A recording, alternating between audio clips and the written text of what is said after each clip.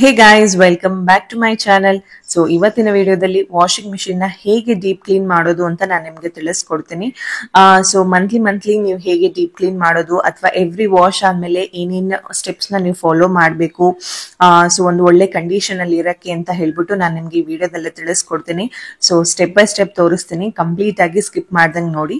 So first step ಬಂದು ಇದು ನಾವು ಅದು ಡಿಟರ್ಜೆಂಟ್ ಲಿಕ್ವಿಡ್ ಹಾಕ್ತಿವಲ್ಲ, ಸೊ ಆ ಪೋರ್ಷನ್ ಅದನ್ನ ನೀಟಾಗಿ ಪ್ರೆಸ್ ಮಾಡಿ ತೆಗೆದ್ರೆ ಬರುತ್ತೆ. ಸೊ ನಮ್ದು ಮಿಷಿನ್ ಬಂದ್ಬಿಟ್ಟು IFB ಫ್ರಂಟ್ ಲೋಡು. ಯೂಶಲಿ ಎಲ್ಲಾ ಮಿಷಿನ್ಸ್ ಗಳು ಇದೇ ರೀತಿಲಿ ಇರುತ್ತೆ. ಸೊ ಆಲ್ಮೋಸ್ಟ್ ಸಿಮಿಲರ್ ಇರುತ್ತೆ.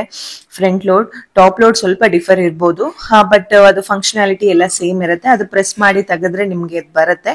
ಬಂದಾದ್ಮೇಲೆ ನೀವು ಒಂದು ಒದ್ದೆ ಬಟ್ಟೆಯಲ್ಲಿ ನೀಟಾಗಿ ಅದನ್ನ ಒರೆಸ್ಕೊಂಡ್ರೆ ಎಲ್ಲ ಬರುತ್ತೆ. ಎಕ್ಸ್ಟ್ರಾ ಸೋಪ್ ಅಥವಾ ಲಿಕ್ವಿಡ್ ಏನು ಹಾಕಕ್ ಹೋಗ್ಬೇಡಿ, ಆಲ್ರೆಡಿ ಅಲ್ಲಿ ಸೋಪಿನ ಅಂಶ ಇರುತ್ತೆ.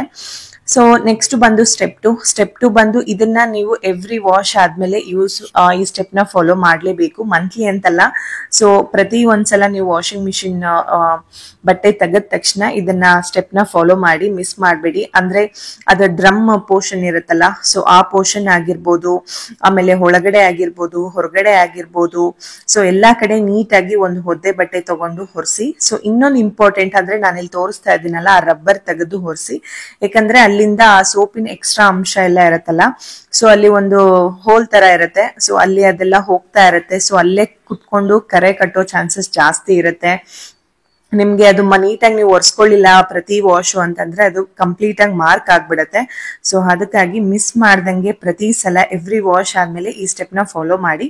ನೆಕ್ಸ್ಟ್ ಈ ಸ್ಟೆಪ್ 3 ಬಂದ್ಬಿಟ್ಟು ಇದನ್ನು ಅಷ್ಟೇ ನೀವು ಎವ್ರಿ ಮಂತ್ ಮಾಡಿದ್ರೆ ಸಾಕು. ಈ ತರ ಒಂದು ಔಟ್ಲೆಟ್ ಕೊಟ್ಟಿರ್ತಾರೆ. ಸೊ ಇದನ್ನ ನೀವು ತೆಗೆದ್ರೆ ನಿಮ್ದು ಕಾಯಿನ್ಸ್ ಆಗಿರ್ಬೋದು ಅಥವಾ ಸಣ್ಣ ಪುಟ್ಟ ಕೀಸ್ ಗಳಾಗಿರ್ಬೋದು, ಏನೇ ಇದ್ರೂ ಹೋಗಲ್ ಸೇರ್ಕೊಳ್ಳುತ್ತೆ. ನೋಡಿ ಎಷ್ಟು ಗಲೀಜಾಗಿದೆ ಅಂತ ಅನ್ಬಿಟ್ಟು.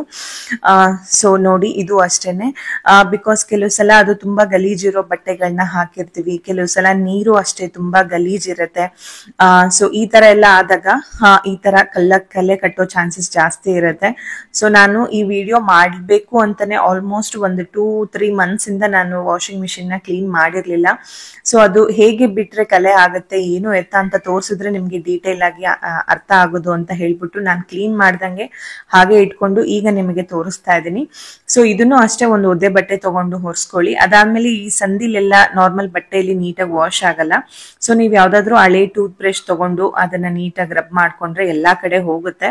ಸೊ ಎಲ್ಲ ಬ್ರಷ್ ಅಲ್ಲಿ ವೈಪ್ ಆದ್ಮೇಲೆ ನೆಕ್ಸ್ಟ್ ಲಾಸ್ಟ್ ಅಲ್ಲಿ ಒಂದು ಬಟ್ಟೆ ತಗೊಂಡು ನೀಟಾಗಿ ಒರೆಸ್ಕೊಂಡ್ರೆ ಅಲ್ಲಿ ಏನೇನು ಕಲೆ ಇರುತ್ತೋ ಎಲ್ಲ ಬರುತ್ತೆ. ಸೊ ಇದು ಅಷ್ಟೇನೆ, ಆ ವಾಲ್ ಓಪನ್ ಮಾಡ್ತಿರಲ್ಲ, ಇದು ಅಷ್ಟೇ, ನೀವೇನು ಲಿಕ್ವಿಡ್ ಅಥವಾ ಸೋಪ್ ಏನು ಹಾಕೋ ನೆಸೆಸಿಟಿ ಇಲ್ಲ. ಬಿಕಾಸ್ ಅಂತ ಏನ್ ಇದಿರಲ್ಲ, ಜಸ್ಟ್ ನೀವು ಇದು ಮಾಡಿದ್ರು ವೈಪ್ ಮಾಡಿದ್ರು ಬರುತ್ತೆ. ಬಟ್ ಸಂದಿಲೆಲ್ಲ ನೀವು ಇದು ಹೋಗಲ್ಲ ಬಟ್ಟೆಗಳು.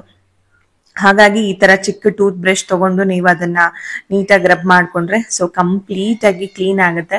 ಸೊ ನಿಮ್ಗೆ ತೋರಿಸ್ತಾ ಇದ್ದೀನಿ ವಿಡಿಯೋದಲ್ಲಿ ಯಾವ ರೀತಿ ಕ್ಲೀನ್ ಆಗ್ತಿದೆ ಅಂತ ಹೇಳ್ಬಿಟ್ಟು. ಸೊ ತುಂಬಾ ಗಲೀಜಿತ್ತು ಅಂದ್ರೆ ಸ್ವಲ್ಪ ಅದು ನೀವ್ ಏನ್ ಲಿಕ್ವಿಡ್ ಯೂಸ್ ಮಾಡ್ತಿರಲ್ಲ ಮಿಷಿನ್ಗೆ, ಸೊ ಅದನ್ನೇ ತಗೊಂಡು ನೀವು ಇದು ಮಾಡ್ಕೊಳ್ಳಿ. ಎಕ್ಸ್ಟ್ರಾ ಸೋಪ್ ಅಥವಾ ಏನ್ ಹಾಕಕ್ ಹೋಗ್ಬೇಡಿ. ನೋಡಿ ಇದು ಬಂದು ಡ್ರಮ್ ಅಲ್ಲಿರುವಂತಹ ಕಲೆ. ಸೊ ಇದು ಎವ್ರಿ ವಾಶ್ ಆದ್ಮೇಲೆ ನೀವು ಒರೆಸ್ಲಿಲ್ಲ ಅಂದ್ರೆ ಈ ತರ ಕಲೆ ಕಟ್ಟುತ್ತೆ. ಸೊ ಇದನ್ನ ಈ ತರ ನಾರ್ಮಲ್ ನೀವು ಅದು ಪಾತ್ರೆ ತೊಳೆಯೋ ಸ್ಕ್ರಬ್ ಗಳಿರುತ್ತಲ್ಲ, ಇದು ಬಟ್ಟೆಲ್ ಹೊರಿಸಿದ್ರೆ ಹೋಗಲ್ಲ. ಸೊ ಈ ತರ ಸ್ಕ್ರಬ್ ಅಲ್ಲಿ ಅದೇ ನೀವು ವಾಷಿಂಗ್ ಮಿಷಿನ್ ಲಿಕ್ವಿಡ್ ಅನ್ನೇ ಒಂದ್ ಸ್ವಲ್ಪ ಹಾಕೊಂಡು ನೀಟಾಗಿ ರಬ್ ಮಾಡ್ಕೊಳ್ಳಿ. ಸೊ ಎಕ್ಸ್ಟ್ರಾ ಸೋಪ್ ಆಗಿರ್ಬೋದು ಅಥವಾ ಸೋಪಿನ ಪುಡಿ ಆಗಿರ್ಬೋದು, ಸೊ ಈ ತರ ಯಾವುದೇ ರೀತಿಯ ಐಟಮ್ಸ್ ನ ಮಿಷಿನ್ ಗಳಿಗೆ ಯೂಸ್ ಮಾಡಬೇಡಿ. ಸೊ ಮತ್ತೆ ಹೋಗಿ ಅದು ಡ್ರಮ್ ಅಲ್ಲಿ ಸೇರ್ಕೊಳ್ಳೋದು ಎಲ್ಲ ಆಗುತ್ತೆ.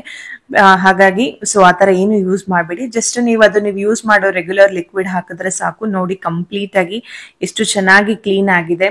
ಹಂಗಂತ ಸ್ಟೀಲ್ ಬ್ರಷ್ ಎಲ್ಲ ಹಾಕಕ್ ಹೋಗ್ಬಿಡಿ, ಸಾಫ್ಟ್ ಸ್ಕ್ರಬ್ ಗಳನ್ನ ಯೂಸ್ ಮಾಡಿದ್ರೆ ಸಾಕು. ಸೊ ಆರಾಮಾಗಿ ಕ್ಲೀನ್ ಆಗುತ್ತೆ.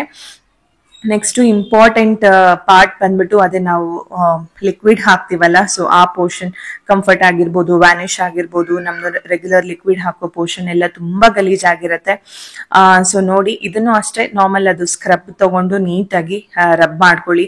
ಸಂದಿಲೆಲ್ಲ ಸ್ಕ್ರಬ್ ಗಳು ಹೋಗಿಲ್ಲ ಅಂದ್ರೆ ನೀವು ಹಳೆ ಟೂತ್ ಬ್ರಷ್ ನೇ ತಗೊಂಡು ಆರಾಮಾಗಿ ಉಜ್ಜಿದ್ರು ಅಷ್ಟೇ ಫುಲ್ ಎಲ್ಲ ನೀಟಾಗಿ ಕ್ಲೀನ್ ಆಗುತ್ತೆ.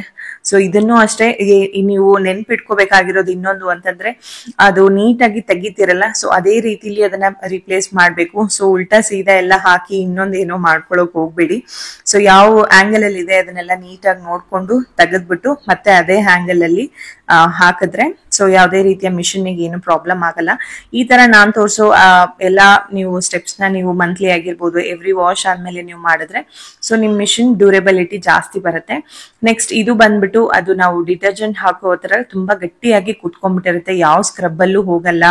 ಸೊ ಅಂತ ಟೈಮಲ್ಲಿ ಈ ತರ ನೀವು ಶಾರ್ಪ್ ಆಬ್ಜೆಕ್ಟ್ ಅಂದ್ರೆ ನೈಫ್ ಅಲ್ಲಿ ಶಾರ್ಪ್ ಆಬ್ಜೆಕ್ಟ್ ಇರುತ್ತಲ್ಲ ಆ ಸೈಡ್ ಬೇಡ, ಇನ್ನೊಂದ್ ಸೈಡ್ ಇರುತ್ತಲ್ಲ ಅದ್ರಲ್ಲಿ ಈ ತರ ಎಲ್ಲ ನೀವು ಮಾಡ್ಕೊಳ್ಳಿ. ಅಥವಾ ನೀವು ನಾರ್ಮಲ್ ಟೇಬಲ್ ಸ್ಪೂನ್ ಕೂಡ ಯೂಸ್ ಮಾಡ್ಕೋಬಹುದು. ಸೊ ಈ ತರ ಎಲ್ಲಾನು ನೀಟಾಗಿ ಉಜ್ಜಿದ್ರೆ ಅದು ಎಲ್ಲ ಕಂಪ್ಲೀಟ್ ಆಗಿ ಇದಾಗತ್ತೆ. ಸ್ಟೀಲ್ ಬ್ರಷ್ ನ ಹಾಕ್ಬೇಡಿ, ಯಾಕಂದ್ರೆ ಪ್ಲಾಸ್ಟಿಕ್ ಆಗಿರೋದ್ರಿಂದ ಬೇರೆ ತರ ಮಾರ್ಕ್ ಗಳು ಬಿದ್ಬಿಡತ್ತೆ. ಸೊ ಈ ತರ ಸಾಫ್ಟ್ ಆಗಿ ರಿಮೂವ್ ಮಾಡಿದ್ರೆ ಆಗತ್ತೆ. ಇದೆಲ್ಲ ಆದ್ಮೇಲೆ ಚೆನ್ನಾಗಿ ಸ್ವಲ್ಪ ಬಿಸಿಲಿಗೆ ಒಣಗಿಸ್ಬಿಟ್ಟು ಆಮೇಲೆ ಒರೆಸ್ಬಿಟ್ಟು ಹಾಕಿದ್ರೆ ನಿಮ್ಮ ಮಷಿನ್ ಫುಲ್ ಕಂಪ್ಲೀಟ್ ಆಗಿ ನೀಟ್ ಆಗಿರುತ್ತೆ.